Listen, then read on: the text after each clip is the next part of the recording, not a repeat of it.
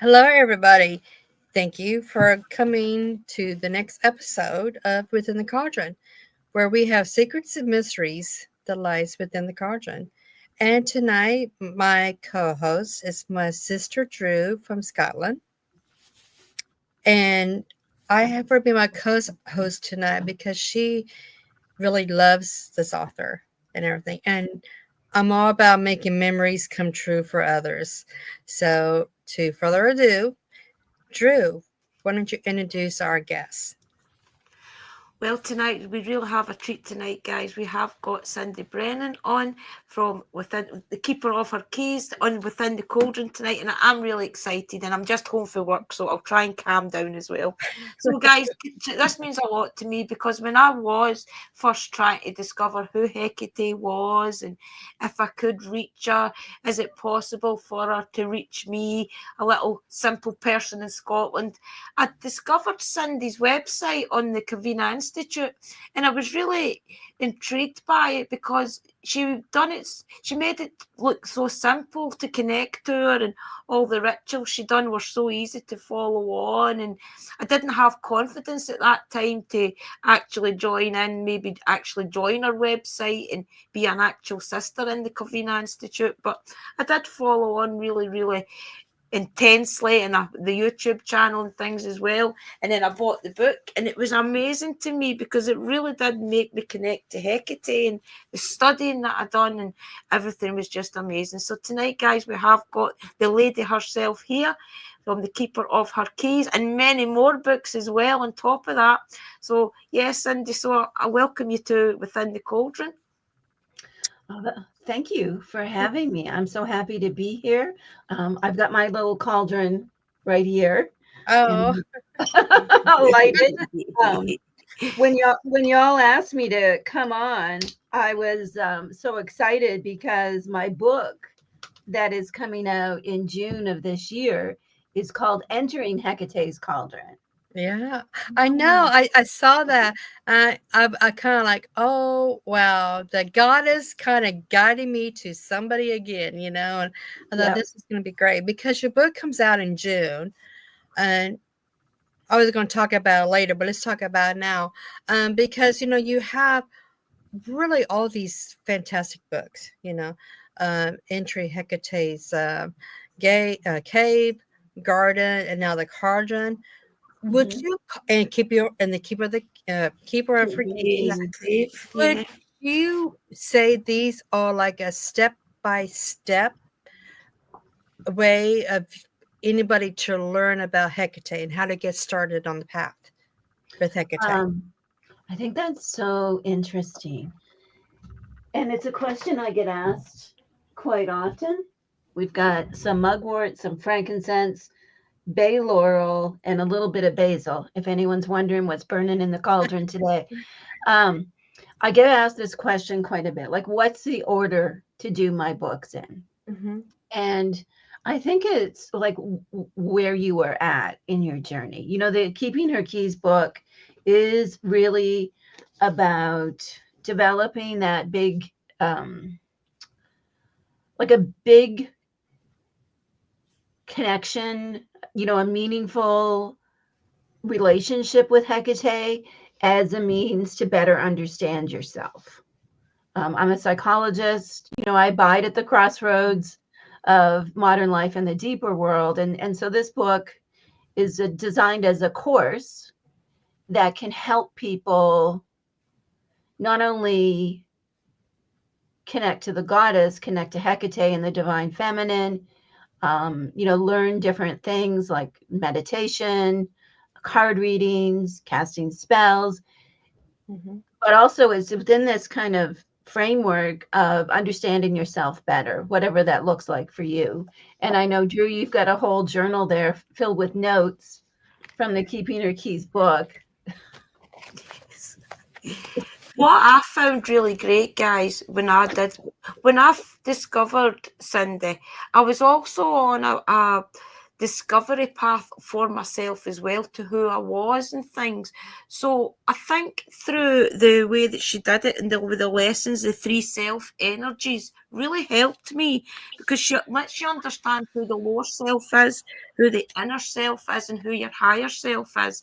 And the way that she does it really does make you connect not only to Hekate, but really to yourself. And then Hekate is really there in the background guiding you. And then when you do the work, that's when you really feel Hecate's energy.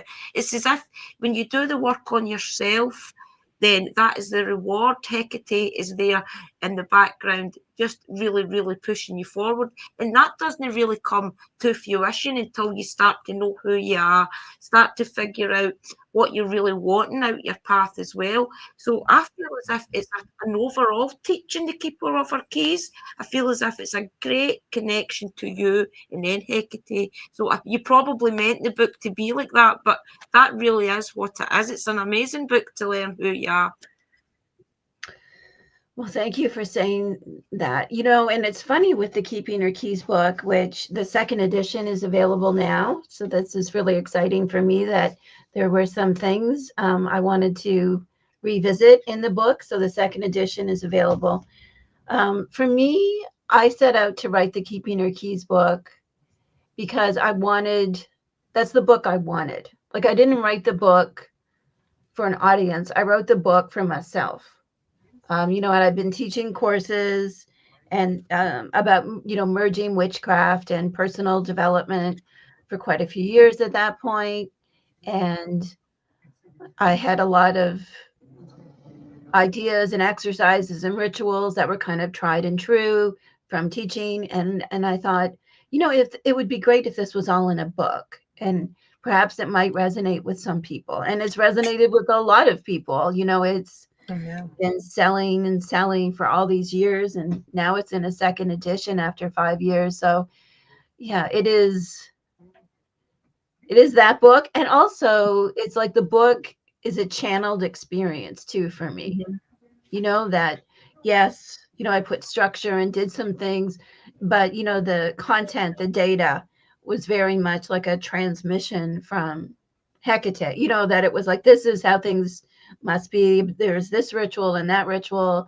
And so for me, the book is really a representation of a way to, like you were saying, know yourself better, know what you want better, while also developing a truly spiritual practice of witchcraft that includes witchcraft, that it's not just about casting spells. It is about this deepening connection. So thank you for that. No, definitely, yeah. Drew, why don't you go ahead with the first 2 questions, hon? Okay. So, Cyndi, we have set some questions for you tonight. I hope you don't mind. They don't go too deep, but they are good to get to really know you and let the audience get to know you a little bit better. So, how did you get started in your path? That's a great question. I want to ask the 2 of you that. I don't know. I was the weird little girl in the woods, picking up sticks and rocks and leaves and doing things with them when I was really small. So is that where we got started? I don't know. As far as, doing this as a career, it's been just about 8 years since I left my mainstream career and really answered the call to do this full time. And yeah, I think I was always this way. This is just who I am. It's amazing that you say that though, because I think we are born the way we are, spiritual, witches, whatever you want to call it. And then life kind of happens, doesn't it? And it's not until you reach maybe, I don't know, because it's different for everybody. For me, it was when I reached about 40 years of age and I had a little mini breakdown. We lost my son-in-law, so my daughter had to move back in with us with my grandson. He was only 2 or 3 at the time. So that was really devastating for me because I felt as if I was a really selfish person right up until then. I was on drugs. I used to go off on tangents and just really be who I wanted to be. And when my daughter had to move back in with me, my life was kind of over. That life was over for me because I felt I wouldn't could hide anything anymore. So it made me face up to who I was at that moment in time. So my life took a 360 because I had a kind of mini breakdown. So on the breakdown, I was on my toilet at 3-4 in the morning, just calling out to anything that would save me, really. And I seen and it was kind of in my vision's eye, but it was also there. It's hard to remember because I really wasn't a trauma at the time, but I seen something smiling at me, which I thought was the Grim Reaper at the time. And through the next day, and then when she smiled at me, I just knew everything was going to be okay. So the next day, waking up from that, I had a whole new lease of life. I just knew what I needed to do in life. I needed to get off the drugs. I needed to go for help that I should have went for in the first place. And I just knew everything I had to do. Could find the words for my daughter. I was there, and my life just took a 360 after that. And then I wanted to ghost hunt as well. So doing research online kind of made me step up to who I was supposed to be in life. And then that's when I kind of found all the witchcraft stuff. I wondered who it was. I didn't know what had happened. So through doing the research and things, I found that to ghost hunt, I would have to lower my vibration, things like that, and clear my energies and all this. So doing all of that, because this is not about me, but doing all that, I feel as if that's when I really found who I was. So I think we all are spiritual, but life kind of takes over. And then maybe your 40s, for example, when you take a breakdown, that's when you really find that you were this way all along. It's just that life kind of happened. People didn't believe you. People thought you were weird when you were playing in the woods as a kid and things, So I'd really totally get that, Cyndi, yeah. And your book helps to get back to who you are. It really does. Oh, thank you so much for that. It's so interesting hearing you talk about having a breakdown. Like, I think we have to have a breakdown to break through. Yes. Right? Like, whatever is going on in our lives, like you were saying so rightly, that life happens. Yeah. There's a lot of conditioning that goes into, downplaying the intuition, downplaying magic, downplaying something as simple as like a connection to the moon or being able to talk to spirits. And and when we get to that point, those Hekate bathroom moments, I'm alone. I've had my Hekate bathroom moments. I've heard so many stories. It's like, those bathroom moments or, late at night. And it's like we are in despair. And, like she comes to us, right? Because she understands darkness, right? And she understands that darkness can destroy, and also that darkness is the cradle of healing and security and safety. That especially for those of us who are close to the moon, that there is something about the night that is sacred and safe in many ways, even though it does have the dangers, but there's just such a beautiful power of when we get to those points, when we fall down the stairs of life and she meets us at the bottom with like the key and the torch or a touch or a dream. Sometimes it's a terrifying dream, right? Sometimes it's a dream that scares the life back into us. Right? So it's not always gentle. I don't want to say that Hekate is always gentle. Yeah. She kicked you up the bottom. Yes. So how does it feel, Cyndi, when you hear like Drew, and I'm sure Drew is not the first person who has come up and said, Cyndi, your books have changed my life. I found my goddess.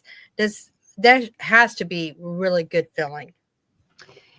It is deeply touching. It's a good feeling. I feel like a sense of like kinship and affiliation with you because my books have changed my life too. you know, the Yeah. content of them. So it's like we're in this together. Like Yeah. hail Hekate.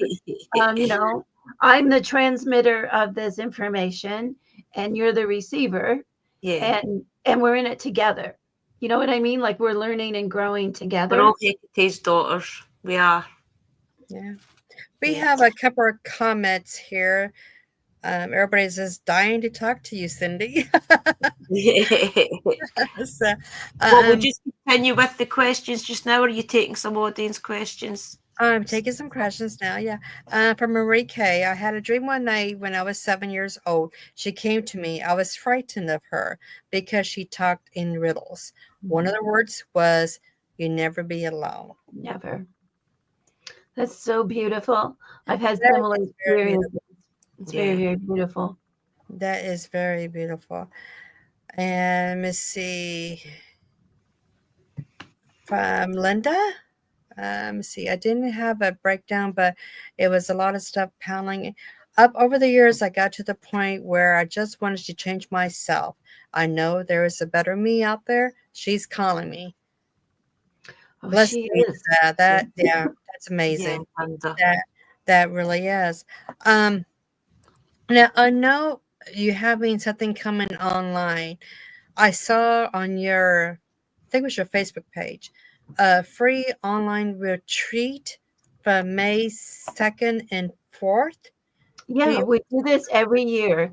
So Covina, which is my online coven organization, we celebrate our annual cycle that begins with Beltane each year. So every year it's our tradition that we have a free, like an open house weekend. And if anyone is interested in registering, you can go to keepingyourkeys.com, and you can follow the links there. You can also, yeah, the links are everywhere on my Substack, link tree. Just go. You do have to answer some questions. And then we'll be letting everyone in next week so they have time to settle in. And then they'll have a week or so after the retreat to catch up on any of the recordings that they missed. So something we do every year. We love it. Beltane in Hecate's garden, celebrating this time of the year and the return of the growing season. Wow, I saw that and I was like, I have to admit, I was jumping for joy. I was, oh, cool. I'm not doing nothing that weekend. I know what I'm doing now. With the Covina Institute, how long ago did you start that? Because I know I have heard just along the wavelengths that everybody is just saying, talking about and saying how great it is and everything. So when did you start that? And did you start it for those like Drew and us to learn? I did. So I first started, I actually, with, I recently celebrated the 8th anniversary of teaching online courses, with the arrival of, I do a lot of things with the astrology. So I start, so I start and end things based on certain astrological events. So it was 8 years ago, when Aries moved into the sun, that I first started teaching online classes.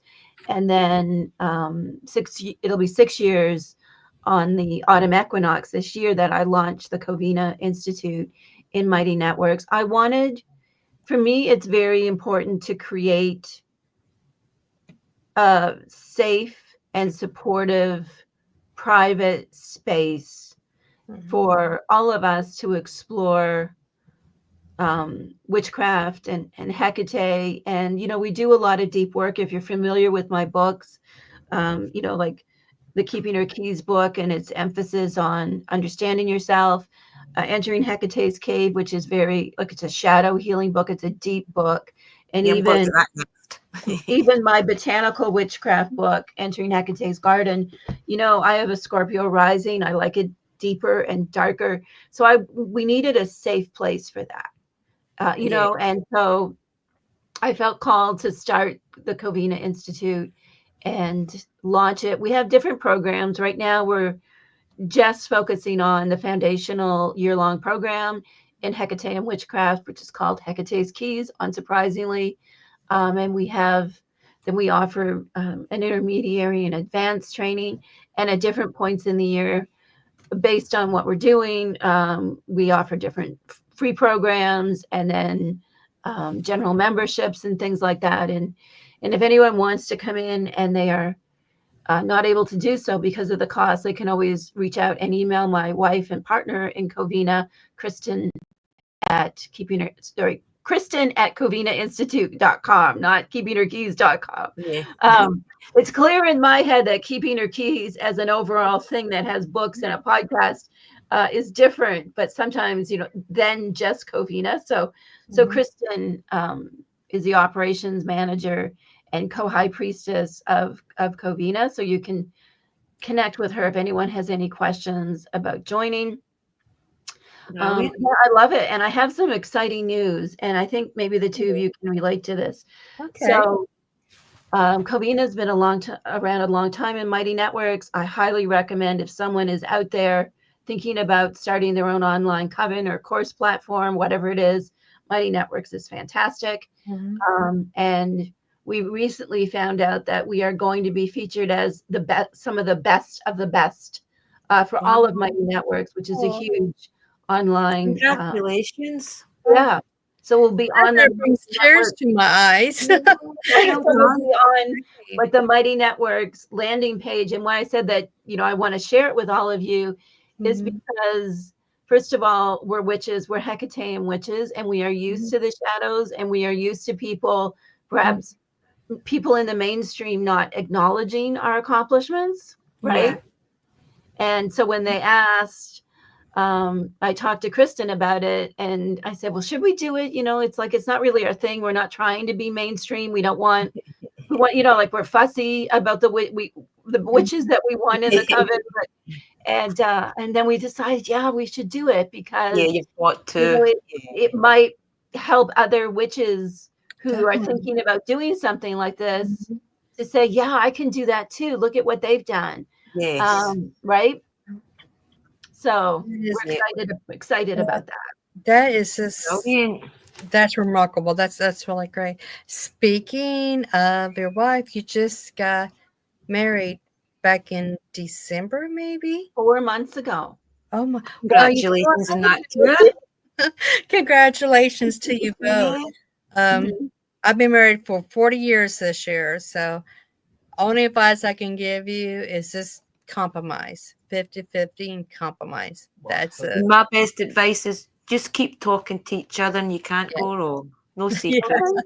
No secret. But tell Kristen congratulations too. And tell her thank you for sharing your time with us, because we do appreciate it.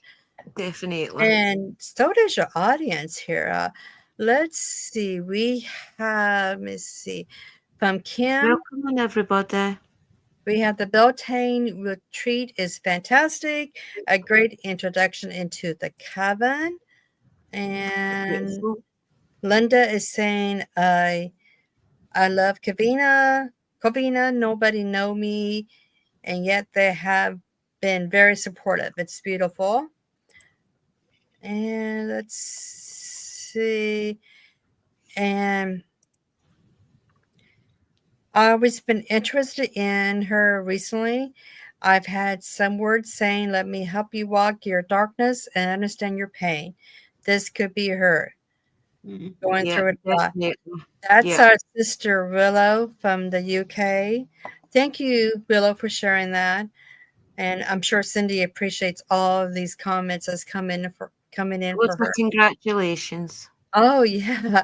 But I guess we're going to get on with everything else. So, well, there is another. Well, you want me to do the second question, Chrissy? Well, why don't you go ahead and do question number 7 right now? Because the reason why we do question 7 is because we actually do this. And right. Okay. Go ahead. There's Hekate night. Can you tell the audience about what Hekate night is, please?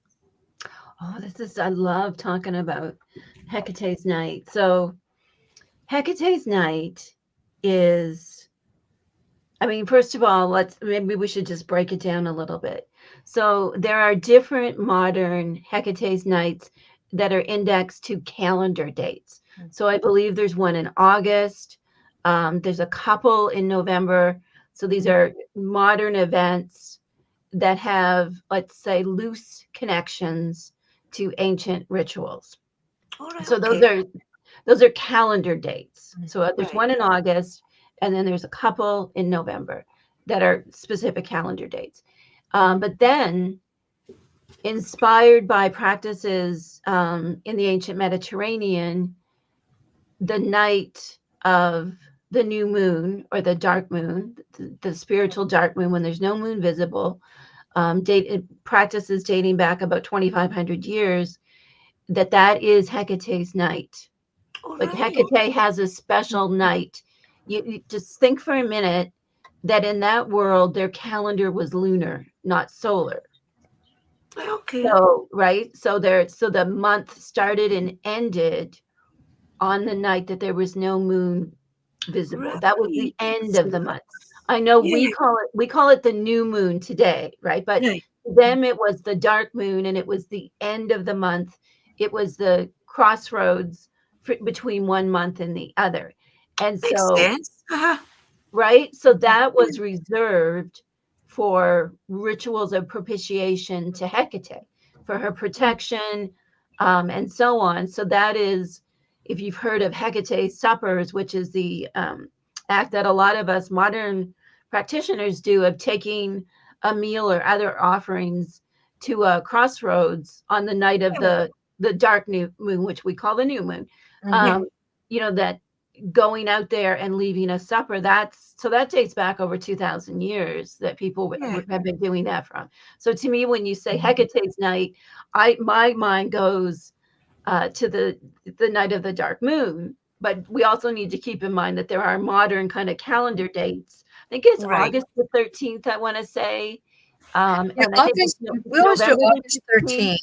13th. Yeah, August 13th and November the 16th and November the 30th, I think. I mean, every night can be Hecate's night. Come on.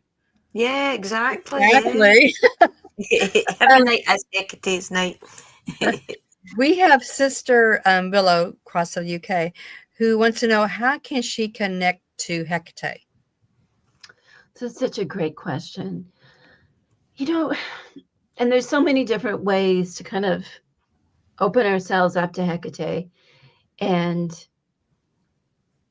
I always want to say, pay attention. Like just pay attention, right? Yeah.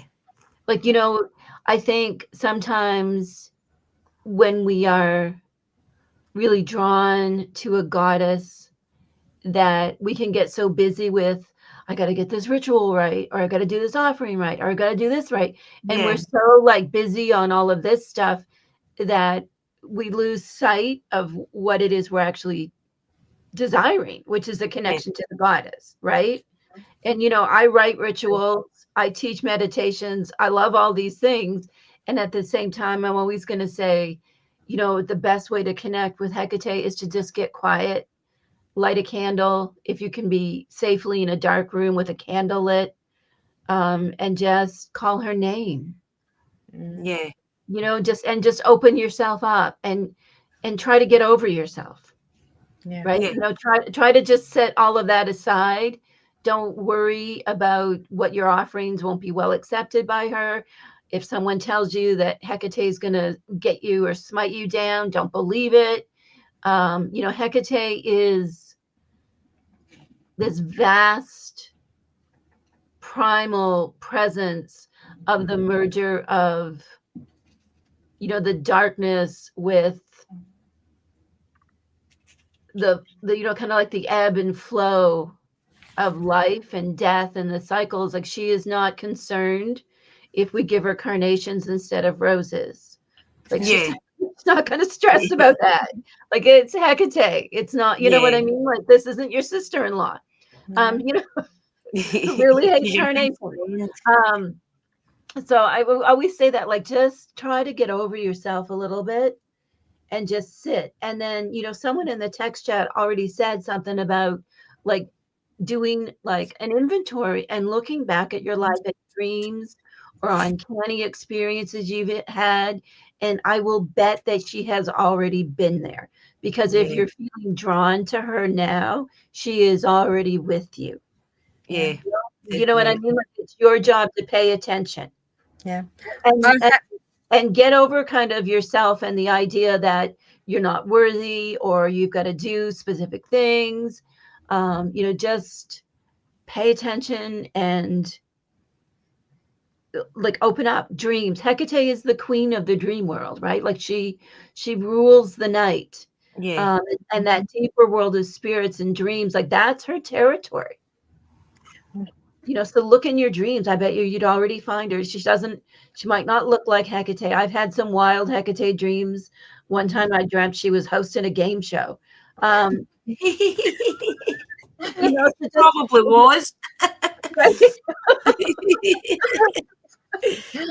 Just pay attention. She may not look like a stereotypical goddess. Yeah.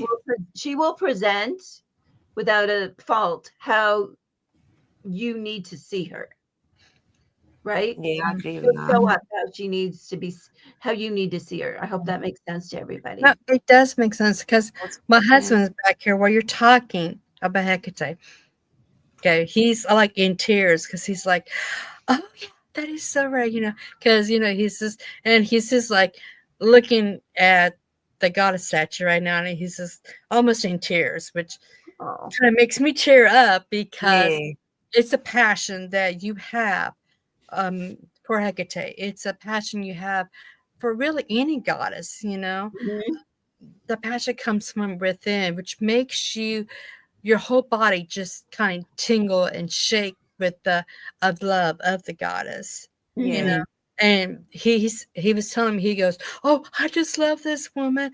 I just love this woman." And I'm pointing downstairs, like, I got her books downstairs, and he's just like, "Oh, she's just so great." So I just want to kind of say that to you, because when you were speaking, he was agreeing and also in tears. Also in tears. So, we do have Sherry was saying that I'm very connected, and here it's just my grieving is playing on me. God, we have such amazing comments here. Linda wants to know, is Hecate a trickster? Trickster. Well, that's an interesting question, isn't it? So I think maybe we should start by defining what we mean by a trickster. A trickster is a spirit that may kind of do things to spin us around. Yeah, I wouldn't believe you would do that. No. Ultimately, they're trying to teach us something. Like, it's for our own good. So I guess, like, if you are familiar with like animal spirits, it would be like, like here in North America, like the raccoon spirit, or like the fox spirit is a bit of, it's known as a trickster.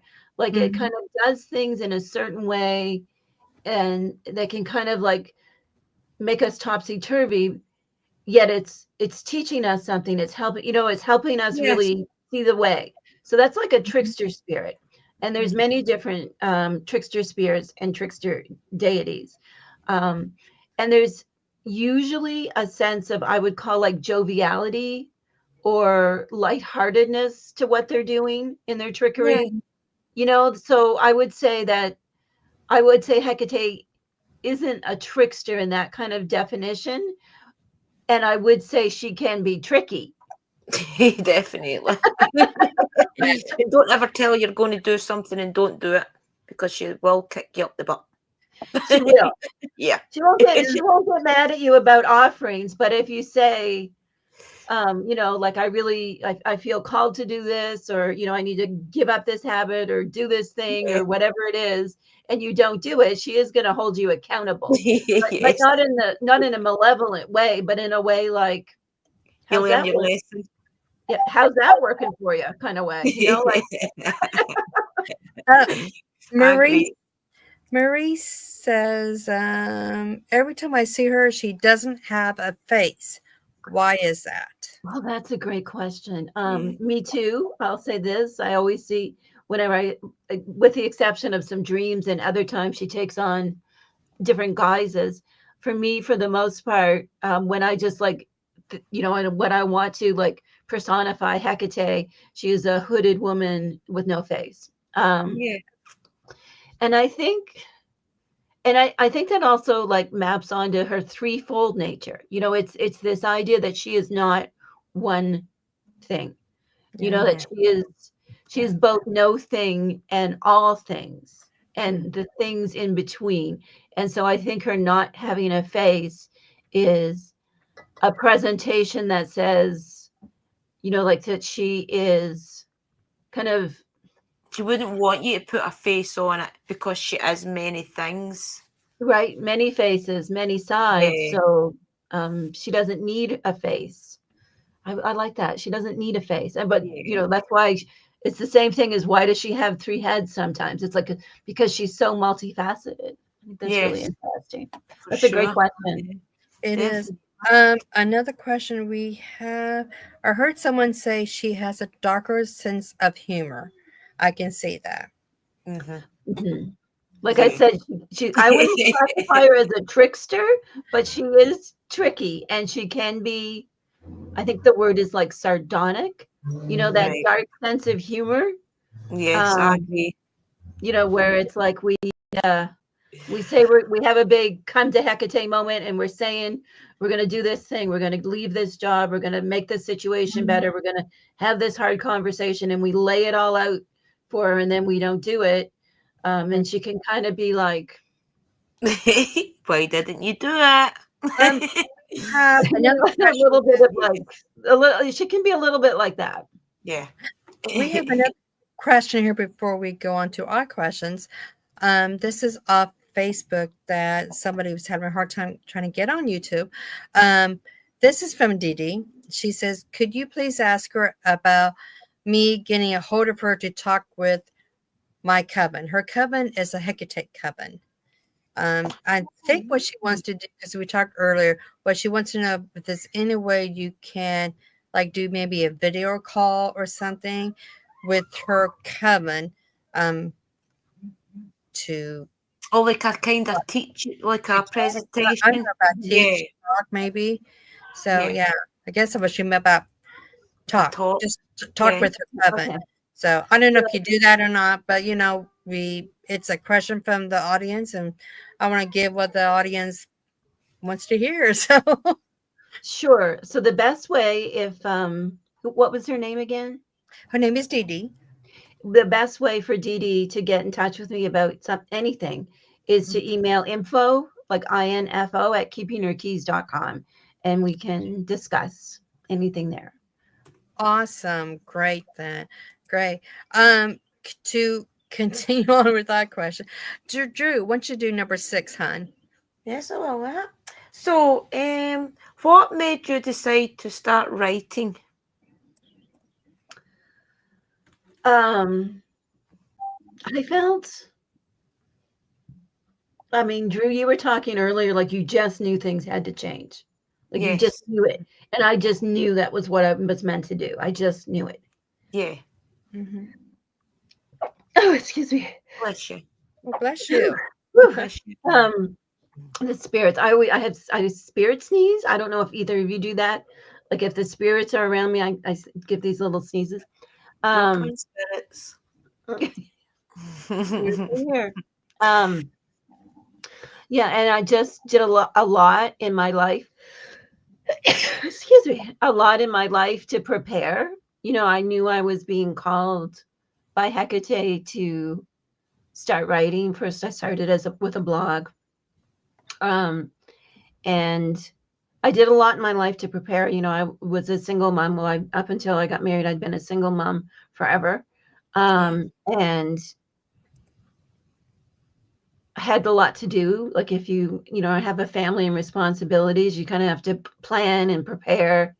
And so I did all of that. And then and I just stuck to the plan. It was really, I really believe in soul contracts. Are y'all familiar with that concept? Oh, yeah. And I really believe that it was time, and that kind of paragraph in my soul contract, it was time to fulfill it and be brave, right? Like, and be brave and answer Yes. the call. Like, the time had come. So I don't really feel like I chose it. I feel like I was chosen. Yeah, you were meant to do it. It was Yep. your purpose. Yeah, definitely. I agree, because the books that you write is, well, I've only read The Keeper of Our Keys, and it really has got that structure to find your spirituality. It really is one of those books that breaks it down for you as well. It's not just a book that you read and take from it with that. You really can use the book to make notes like I did and study what it is all about. And because it does do the chapters as a teaching, I think that is the difference between your book and many other books, is because it does do it that you can actually learn. And that's what I found was amazing with it. I'm going to get second edition. Yeah. With now I've been trying, I have so many people on my Facebook, authors and stuff, so I try to follow all the authors. It's hard. It's a hard task, but you have some projects coming up besides the new book coming out in June, but also you do courses too as well. I know you said last night you was teaching and everything. So was that like an in-person teaching class, or I know you do stuff online because Drew took some, of course. So can you tell the audience how we can, or someone who wants to take a course from you, did you go on the website and do it? Yeah, go on the website, complete the registration form for the Beltane retreat. That's how we're welcoming people into the coven right now. And take the Hecate's Keys program. It's a really great program. It's for anybody. You don't have to be an experienced witch, but if you're a seasoned witch, you'll learn some new things. And we have a great supportive community, and I have a great circle of torchbearers and guides. So it's not just me and Kristen. We're surrounded by some really amazing expert witches who help everybody. So that's, if they want to take a course from me, come on into the Hecate's Keys program. That's where everyone kind of starts. And then we do have intermediary and advanced programs, but they are for those who have already gone through the Hecate's Keys program. Right, that's interesting. That is really interesting. I hope that helps a lot of people who are out there now listening in and saying, "Oh my gosh, Hekate, I need her." I really need to get a hold of her. And so, you are so inspiring for a lot of people. I mean, to bring this goddess into our lives and kind of give us a step by step from your books on how to do everything, the courses and everything. You seem very humble, very, it's like you're not doing it because of fame or fortune or anything. You do it because I can feel that you're doing it because of your heart and soul. You're very passionate about it, and I have to tell you, you don't get that too much from some authors, really. I mean, you know what I mean? I hope I'm saying that right. But yeah, you're very passionate about Hekate. And I think everybody, your readers, the audience, we all thank you for that, because definitely you don't see that too much, really. Yeah. Well, thank you so much for saying that. Like, I love what I do. Like, I love Hekate. She endlessly fascinates me and guides me. I love the craft part of witch crafting. We're always doing things around here. You can see this is a talisman that we'll be working with in the coven. Kristen put that together because I was doing coven boss things, but Kristen put that together. So we're always, doing things, and I just love it all. Like, I love my candles and working candle magic, and I'm just like you said, I'm passionate because I love it, and I feel so privileged to do what I do. You know what I mean? Like, I live this, and I get to talk to other people about it. I get to write about it. I get to teach about it, and like, hail Hekate, right? Yeah, Like, definitely. Right. Heal Hekate. That is correct. I mean, Yeah. you know, we talked to several authors, and authors we talked to has been our favorites. You know, I mean, can't pick one. We can't pick any of the That's books. like picking out who your favorite Yeah, child it's like is. picking out who your favorite kid is. You know, and stuff. You can't do it. So the question to you, this might be a tough one, maybe.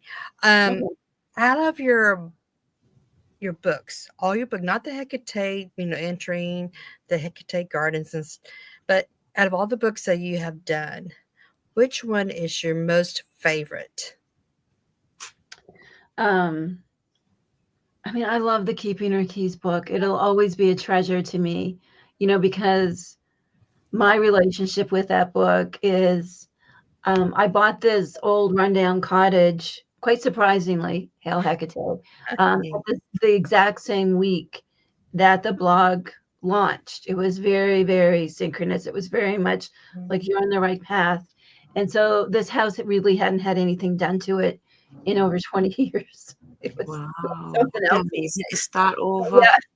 So when I was writing the book, and you know, me and my two sons, like, you know, and you know, doing all the things for as low cost as possible. So like while I was writing the book, the house was in shambles. You know, like the kitchen was gutted. You know, I didn't have an office. You know, I was in the corner of the living room with the computer. You know what I mean? And writing this book in the corner of the living room with like wrapping paper over the windows because we had no curtains, you know. So when I think about writing the book, I honestly think about looking at these big bay windows in the living room covered with old Christmas wrap.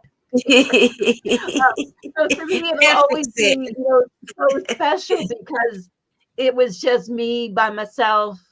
You know, there were no expectations. I tried to sell the book to so many publishers, no one would buy it. And you know, so it was just, it'll always be like, I know you can't pick which children you like the best, but sometimes the one that you have first holds a special place in your heart.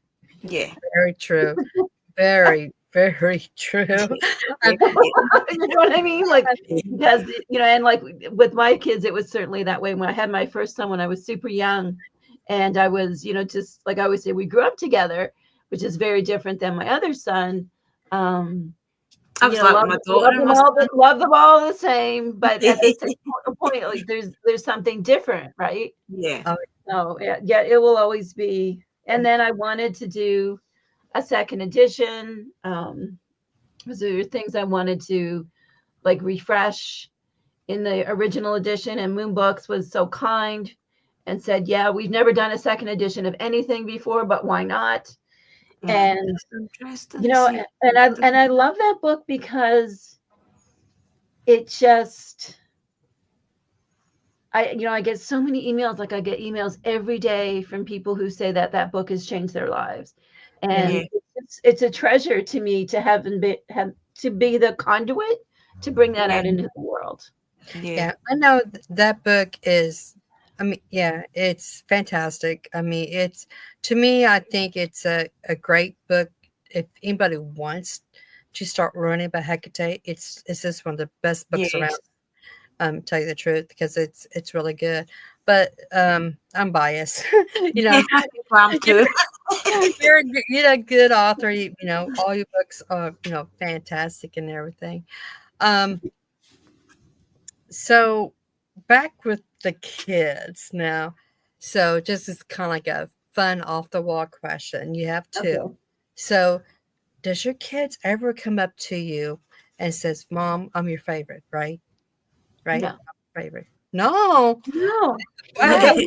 They will tell me that they are my favorite. Like they, you know, like they'll be like, "I'm your favorite," right? Like right. They're just like, I'm your favorite son. One year, one of them gave me a card that said, you know, like, from your favorite son. Side.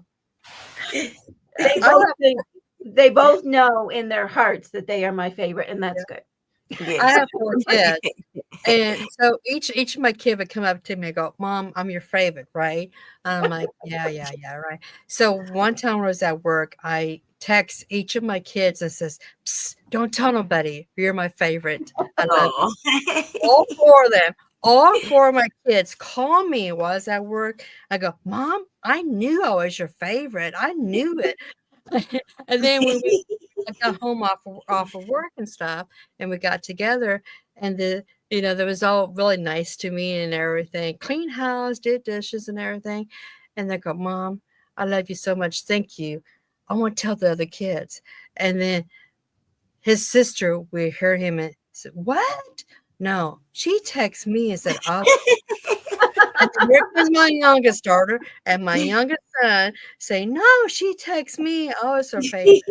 And then they kind of like corner me and says, "Who is the favorite?" And I'm just like, every one of you. All I of go, you. "You cannot choose because my love runs deep." So this is just a little stupid story. I just got to tell you. Oh, that's a good story. Yeah, it's a good story. But I think we have, Drew, I think you have a question about, number 9. Number 9, Number 9. So, what can one ask Hekate for? What offering does Hekate like? Oh, this is a good question, isn't it? I mean, there's a lot to this. So, what can one ask Hekate for? I would kind of like go back. Like, I want to kind of like, I'll answer that question, but can we just back things up a little bit and Yes. say, why, like, why are you asking Hekate for something? Yeah. Right? Like, Yeah. why? Like, and what? Why are you not empowered to go get it yourself? Why does Right? Hekate? She's in you. So why are you asking her? Because she is in you.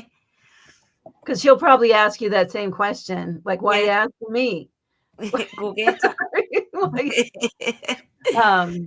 And I mean, and what can offerings to Hekate? We did touch upon like Hecate's night in the traditional Hekate supper, which is leaving a food meal at a crossroads. It can be anything. In my book that's coming out in June, I do kind of go through the historical ingredients in the meal in great detail, and I also put in a recipe that anybody can make to make inspired by ancient cheese that most likely was part of this ancient meal. So that's your offering to Hekate. Like, you make the cheese and you leave it to her. I think for me, what I want to say about offerings is that sincerity is what matters over specificity. That it comes from your heart. Yeah, And anything you make you know what I mean? yourself Like, as well. you're not saying like, it's not performative. I think Hekate appreciates anything, and we can ask her for her help with anything, because she's not going to do it for us, but she will help us. Yeah, for sure. But she appreciates that level of sincerity, because she's really a goddess of no BS, right? Like, she's not, you can't kind of give her a bunch of flowers and glamour her. She's not gonna, that doesn't work. It's it's not applicable with Hekate. So she wants sincerity, and that can take any form. It can take making cheese like they made it thousands of years old and left it in one of her Hekate suppers, or it can be you give her your favorite chocolate bar, or whatever it is. Anything that comes from the heart, really. Anything that you feel you really have the desire to give her, that means, even if it's something that you really think, oh, I was going to use that, but I think Hekate would really use it. Things like that I give her as well. If I think that maybe, I think I bought that for Hekate, I better give her it, Because she will put things in your head, to buy when you're in thrift stores and things. You'll see a bell and you'll be thinking, why have I to buy that bell? Oh, Hekate wants it. Exactly. We call it shopping with the goddess, or shopping for Hekate. You'll be out at a thrift store, and then all of a sudden I did a blue one the other day. Oh, beautiful. Oh, that's pretty. And a purple Hmm. crystal ball. It was Beautiful. £2 out the thrift store. I love So, the color. Wow. you wanted it. She got it. I definitely think she's the goddess of the thrift store. Yeah, for sure. Yeah. Yeah.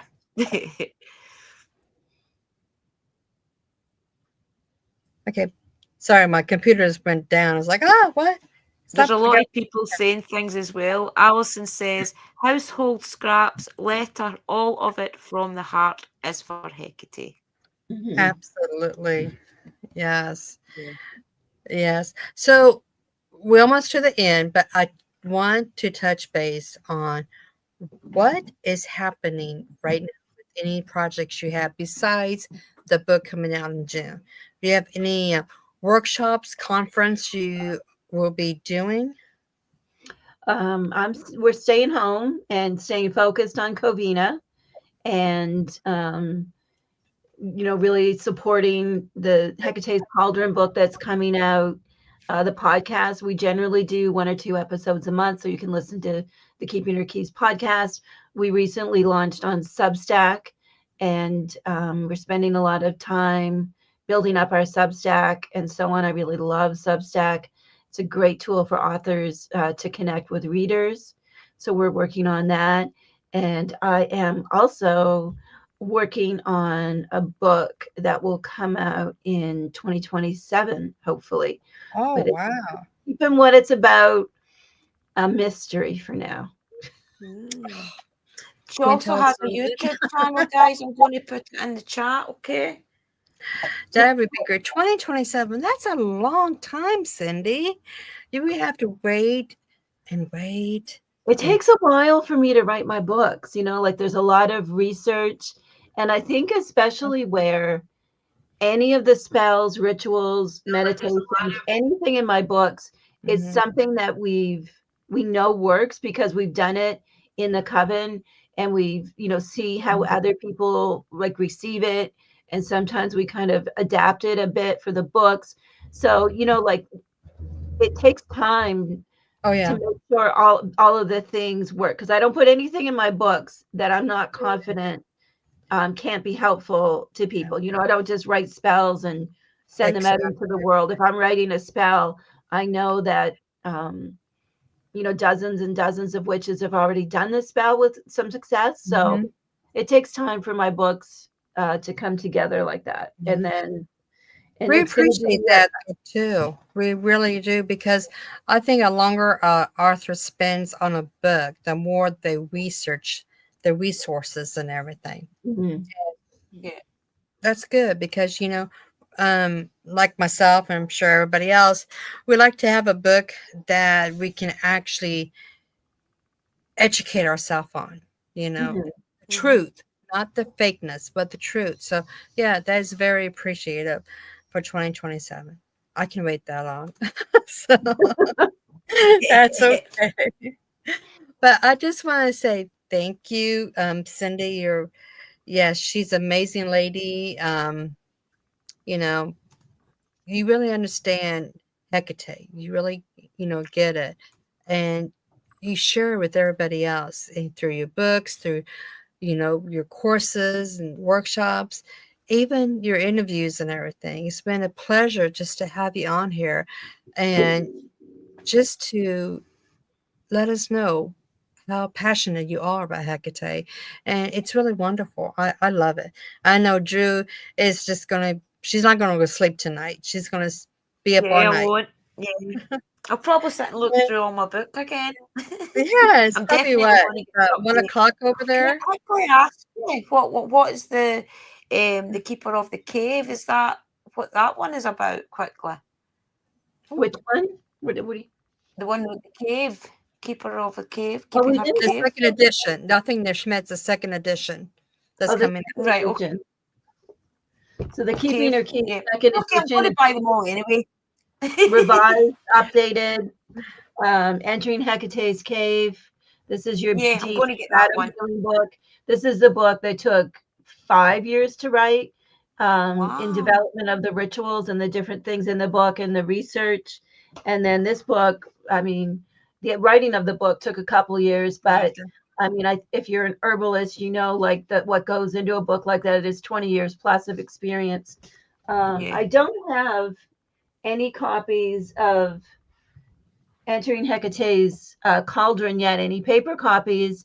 But if you kind of go on my link tree, you go to the website, keepingherkeys.com, and then you scroll down and you see the Keeping Her Keys link tree. If you click on there, the publisher has provided us with the first 3 chapters for free. So you Yeah. don't have to wait for June to get started. You can read the first 3 chapters Ooh. Entering Hecate's Cauldron for free. And follow me on Substack, and because I'm talking and sharing a lot about the book as well. I really love that book. Brilliant. And we didn't even touch on my very first book, which was True Magic. So if Hekate is not for you and you're not into goddesses, my very first book was more about planetary magic Mm-hmm. and didn't, wasn't about Hekate. People are always surprised. I'm like, no, my first book, True Magic, was not No. about Hekate. But, Surprise. that book is out there as well, too. True Magic. God, that's, oh man. I think my True Magic is all dusted because it's been so long since I read it. But it's really a good book. I like it. So I mean, a lot of books. Yeah. But we add to the hour, and I just want to say, everybody out there, thank you for coming on Within the Cauldron and having fun with Cyndi and learning from Cyndi, and keep learning from Cyndi, from her books, her courses. Go online, subscribe, read those first 3 chapters of the new book, and see what you think of it. I know it's going to be great. So I just happened to saw your email. So yeah, that's what I'm going to be doing here pretty soon, is read the first 3 chapters. Me too. But subscribe to our channel, please, if you can. Share it, like it, and we'll see you next time on Within the Cauldron. And Cyndi, I don't want to let you go, but I know we have to. We got to share you with your wife. So lucky lady. But tell your family blessings, and thank you so much, Cyndi. Blessings, Right. everybody. Thank you very much, Cyndi. Great Goddess, I am so thankful to have you guiding me, protecting me. I am so thankful to have you guiding me, protecting me. I am Great Goddess, I am so thankful to have